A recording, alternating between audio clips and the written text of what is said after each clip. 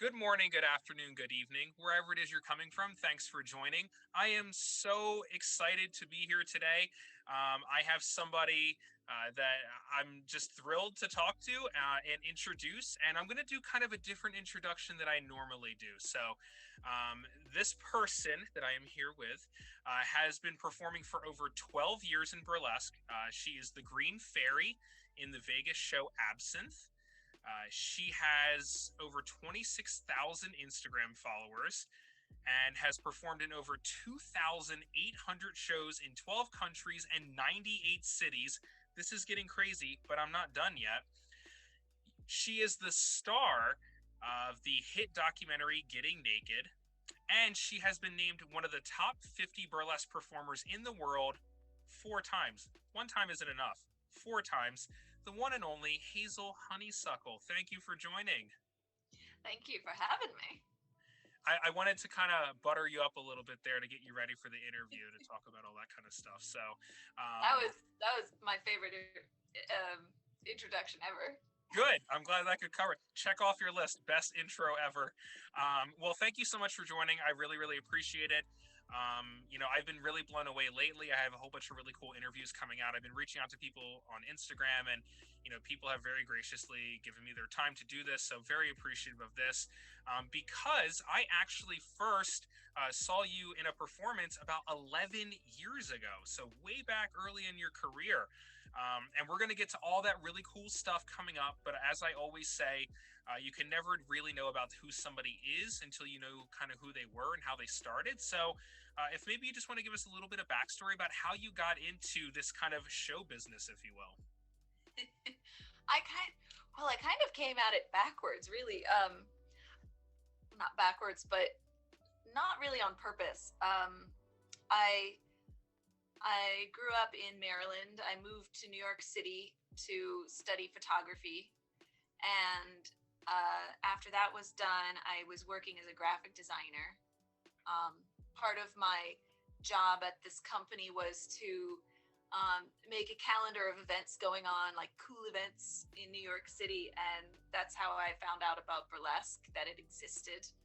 I went to the New York Burlesque Festival. I went to some other shows, and I just thought it looked so fun. And I just really admired the women who were free and weird and fun and glamorous, so I took the lessons at the New York School of Burlesque from Jo Boobs, my burlesque mama. And my first performance was at the student showcase, which they held at the Slipper Room at the time. And someone booked me from that show. And, it was gonna just be for fun. I was just doing this because I was like, this will be a fun thing. Like a little I don't know if I gig. can actually take my clothes off or something. And like, not even a gig, but a hobby, It is for many people a hobby, a way to, express yourself and just step out of the box. And after about 3 years, I was getting so many gigs that, I got together with my husband and we talked about it. And I was like, I'm going to quit my job and just do this. And that was, I don't know, many years ago now. Yeah. What was the, you said after about 3 years getting all these kind of, jobs and gigs and getting hired for things, was there like a defining point where you were just like, okay, like, yeah, I can do this full time. Like I'm getting booked up and everything. Was there like kind of a moment for you or a performance or something where you were just like, I'm so busy, I'm getting booked so much. Like, I think I want to do this kind of full time. I think that came on very gradually, because when you are a burlesque performer, you're doing every part of your business. Like you're making your acts, costume choreography, you're booking yourself, you're doing all the finances, and it's generally a bit tough to scrape together a living off of that. So, most performers will have a day job, and that's great because then you can, finance your giant feather fans and stuff. So Yeah, it did come on slowly, and I don't know. It was just a point where I was like, I think it might be time. And I was taking my rolling suitcase into the office many days of the week and not telling them why. Yeah. A little like, I wonder what's in there. Some, coworkers would say, are you going on a trip, or did you just get back from somewhere? And I would just say, no, just leave the mystery going. Yes. I love that.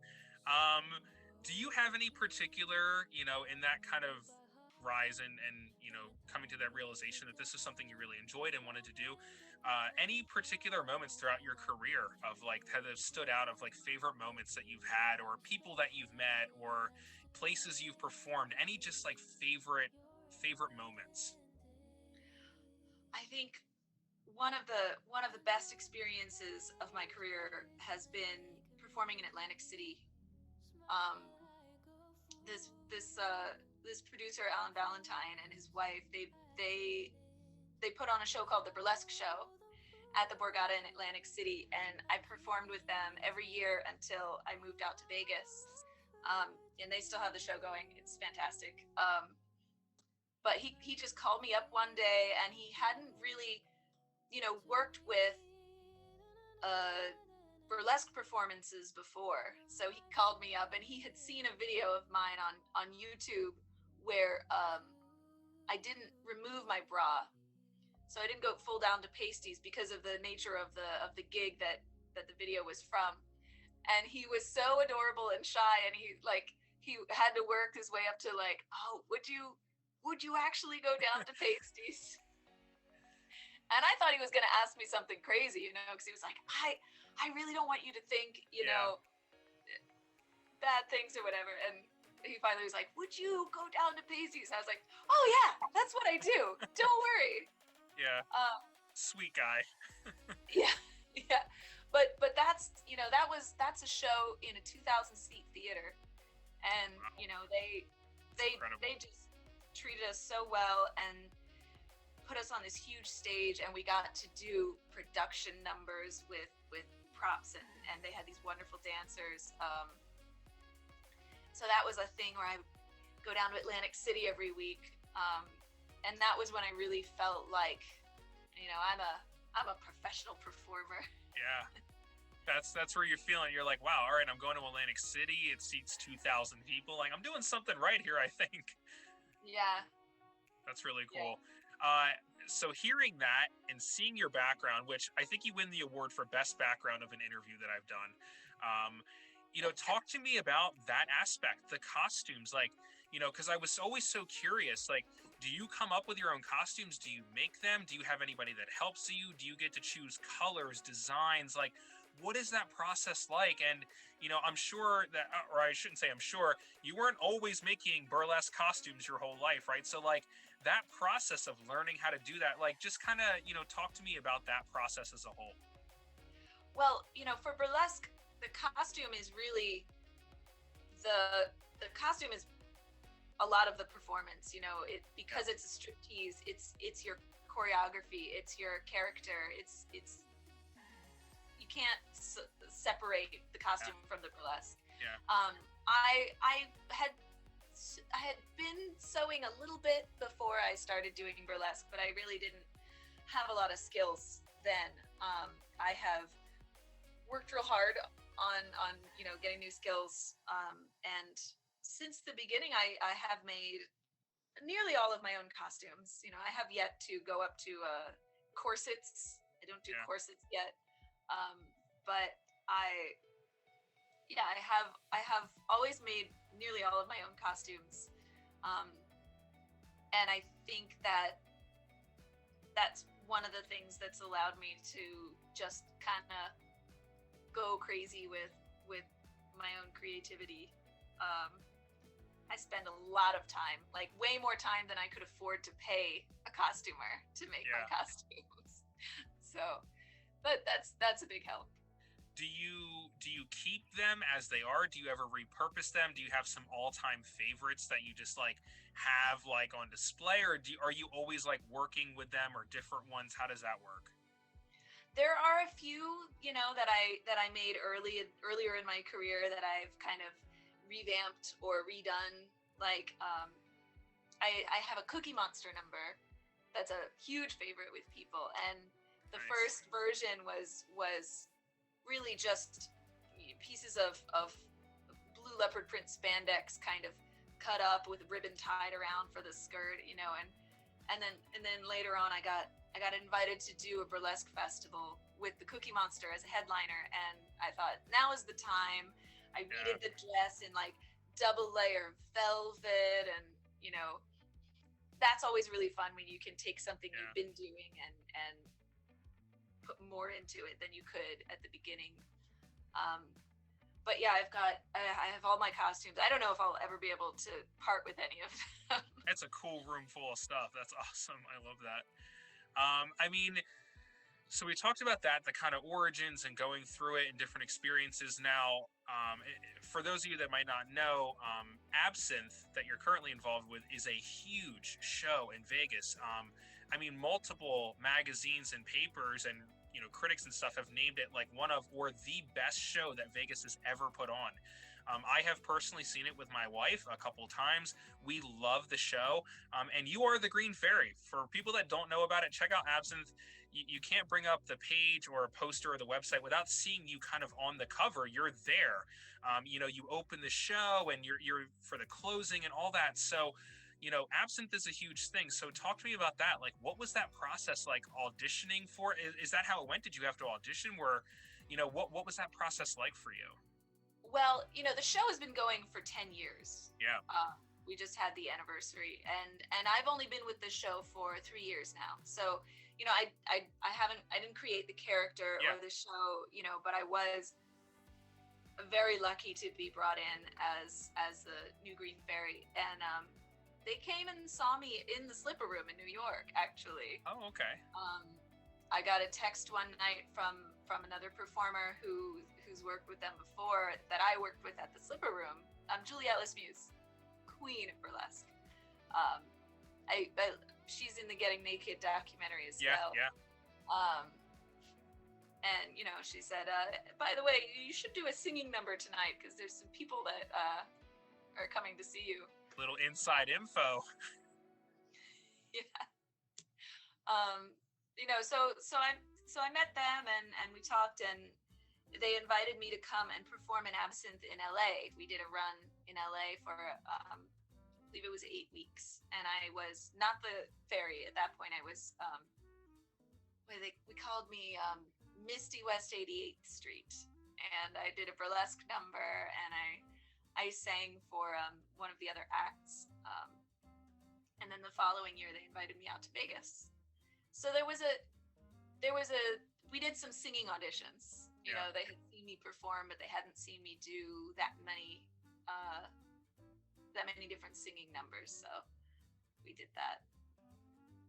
How did Absinthe, change anything for you in terms of like public view and perception? Because I feel like with burlesque, like, you can have a name and become known, but people have to come to you. They have to come to your show. With Absinthe, it's like you're on websites and posters and they advertise it and like you're there. So like, did that change things for you, or like a different level of notoriety or fame or whatever you want to call it?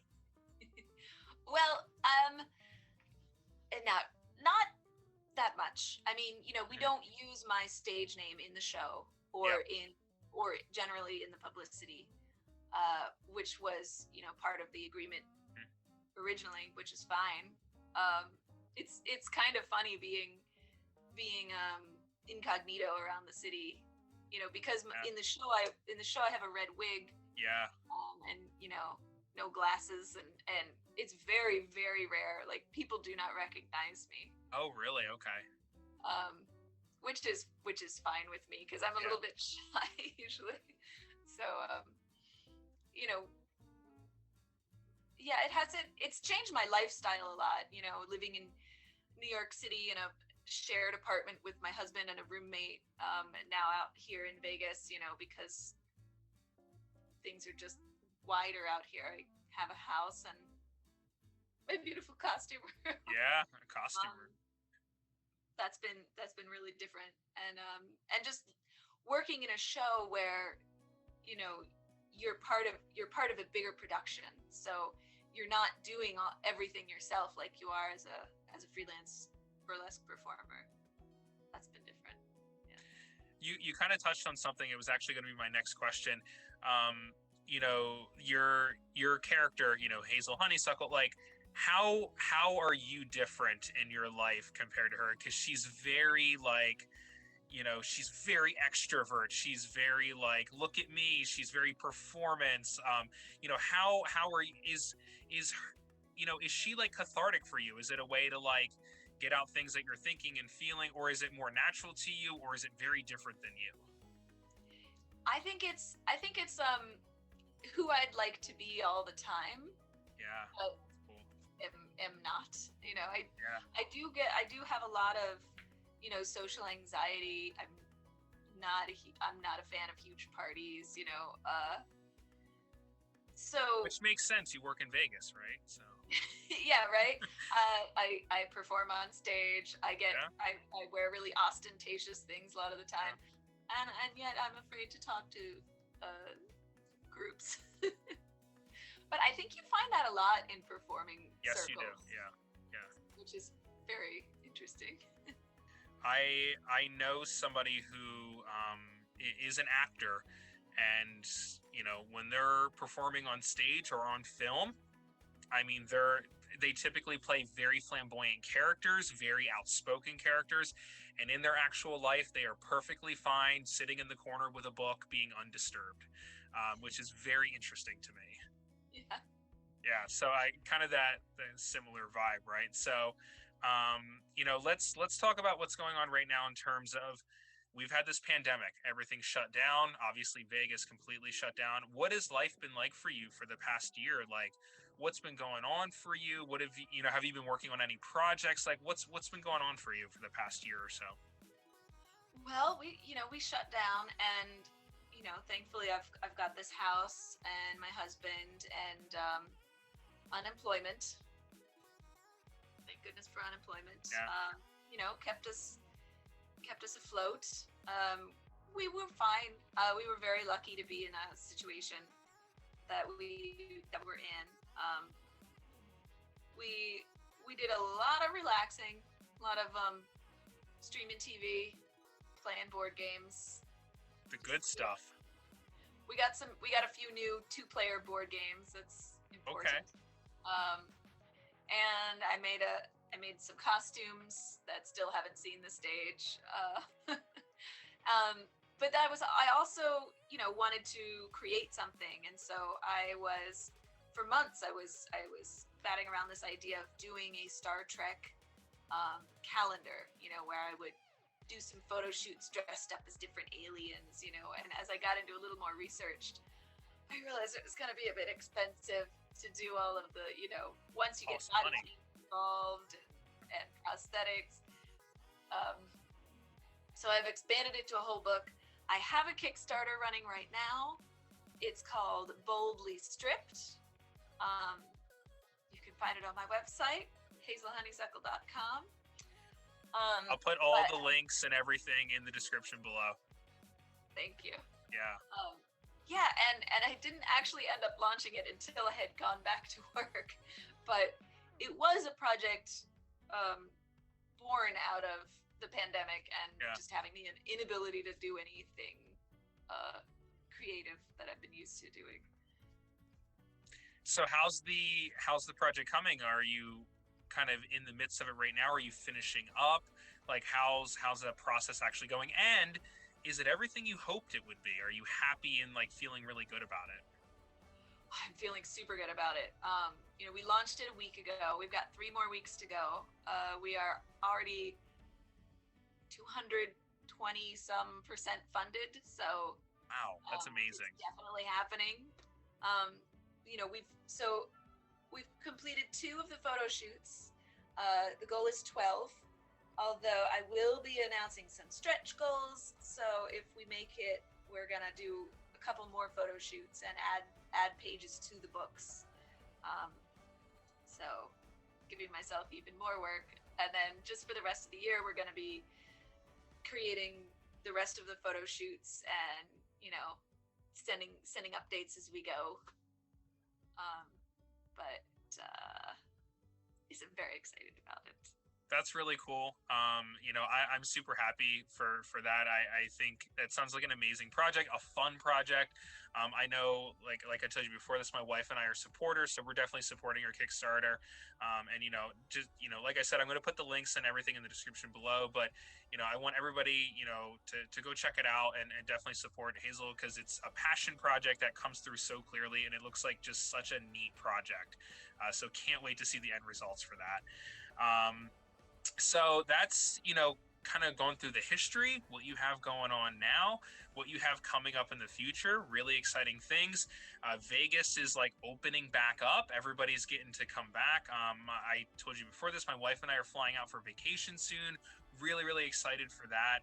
And, for you, when you're not like working, when you're not, being involved in the show and all that kind of stuff, are you a Vegas person? Do you go to the city? Do you go to restaurants or shows or wherever? Or are you kind of more of a homebody? Like, which one, do you get involved with more, would you say? I'm very much a homebody. I really love entertaining at my house. I love to have people over for game nights, movies, hot tubbing. Yeah. We've got a bar in the house. All the best things. Yes. I like to bring people in instead of going out into the world. But I also love restaurants. I've found a lot of great restaurants that are open late here in Vegas, because you get off the show at well, it's 11 o'clock now, but it used to be midnight before the pandemic. And you want to. I still got all my show makeup on, so you want to like go out and have a nice dinner. But no, I don't really go to the clubs or anything too much. I agree. I said that my wife and I love going to Vegas. We do. We've been a bunch of times, like 6 or 7 times. We don't do the party scene or any of that. We go for the shows and the restaurants, to be perfectly honest. Like, we go for the Cirque shows and obviously like Absinthe, and we have our favorite restaurants out that we love, like Yardbird and Harvest, and all kinds of different like restaurants that we really love going to. So I always say, like, we're the boring Vegas people. We're not like the party Vegas people. Like 11 o'clock midnight rolls around and like I'm going to bed in Vegas, like, and that's when it starts for a lot of people. Well, Vegas needs all the types of people, Absolutely, yeah. You can't just have one or the other. Yeah. They need everybody. So that brings us kind of to wrapping this up. And I like to wrap this up with a couple of different things for different people. But for you, I was like, let's do a fun rapid fire. So I'm just going to ask a few questions. First thing that pops in your mind, just kind of shout it out. So first rapid fire question. I'm wondering if it's going to be the same answer you gave earlier, but favorite city you've performed in?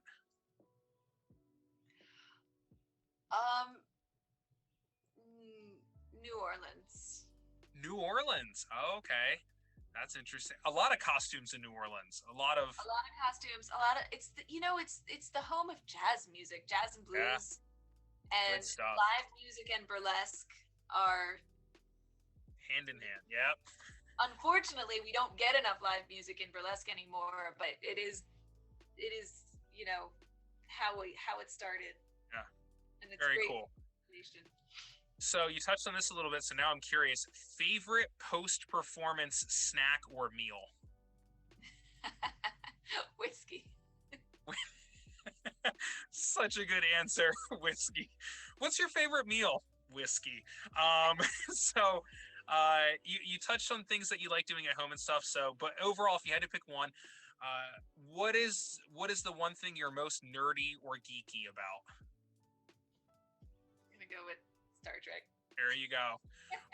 It's funny, one of my questions was going to be Star Trek or Star Wars, but like your setup has answered that question, so I don't even need to get through that one. So the pandemic is winding down. If you could just pick anywhere in the world to go right now, whether you've been there, haven't been there, vacation, whatever it is, where would you go right now if you could go anywhere? I would love to go back to Europe. I've toured there a couple of times, and I had a plan last year to go with my husband, who hasn't been yet. So we're gonna do the same thing. Yep. Yeah. That's the next thing we're really hoping to do. I was planning a surprise kind of country hopping for my wife. We were going to go to a bunch of different countries and everything, and then COVID happened, and so yeah, we really want to do the same thing. So good call. I like that one. And last question: what advice would you give your younger self? Ooh, how young? Let's go. Let's go with like you're an adult. You're 18, 19, 20, whatever it may be. You're starting kind of life. What advice are you giving, 18-year-old, 19, 20-year-old you? Just to try more things, I think. I didn't start doing burlesque until I was in my late 20s. Yeah. And that's been fantastic. I wouldn't have had the self-confidence to do that when I was younger. And I think what allowed me to do that was just getting out there once, twice. It really built slowly but surely. I have always wanted to sing. I wanted to act when I was younger. I never did any of that. Yeah, I was always too afraid to try it, I think. So. I love that. Like just getting out there, trying more things, doing more stuff, pushing yourself, pushing limits and boundaries and things like that. It's interesting. I've interviewed a bunch of people, and in recent interviews, I've asked that question as kind of the final question. And most people give some sort of version of that answer, which I find so interesting. I don't think it's at all like a stereotypical answer. I think it's a very honest answer of like, push yourself, do more, try harder, be more yourself, be more authentic to who you are and what you want to do. And what's interesting is when I think about that question for myself, it's the same answer. It's like, be you, be yourself. Don't be a version of yourself. Try more things, go places, do things, have experiences. I think that's interesting. It's sort of sad that we don't really start learning that until we're a little bit older. Like, wish we knew that when we were younger. I think it's the human condition, right? Like, that's what getting life experiences. But yeah, the human condition for sure. Well, I just have to say thank you so much for doing this. This is so awesome. I know you got a lot going on, really exciting things coming up. Like I said, I'm going to share all the links and everything down below. So if you guys haven't checked out all the things that Hazel has coming up, the Boldly Stripped sounds really cool. Absinthe, obviously getting back into that. And just all of your history of doing things. So I'm going to put everything below, but I'm so appreciative of you doing this and taking the time to do this. It's just a really cool opportunity to sit down and get a perspective of things that I feel like not a lot of people get to get a perspective of. So thank you. Yeah, thank you. This has been really great. Awesome. So for all of you out there, if this is your first time here, thanks for coming. If you're returning, thanks for coming back. And regardless of where you're coming from, good morning, good afternoon, good evening, and I will see you in the next video.